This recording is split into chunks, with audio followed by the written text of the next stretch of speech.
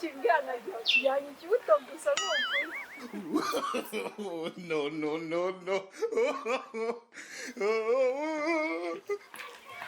Shenza ndugu.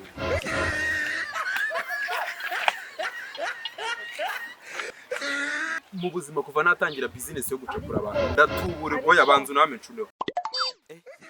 Umukobwa nshaka kuba ntabizi neza twese dufite business imwe yo gucapura abantu. Ese bura nta kuntu wandangira ahantu hari inzu igurishwa ikodeshwa ahantu hari ikiraro cy'inka n'ikingurube n'ikinkwavu n'ahantu bapfa babenga amatafari n'ahantu bagira urwabo. Ahubwo wowe zose nteka ibiti biri ne kuduvuga ubuvuzi.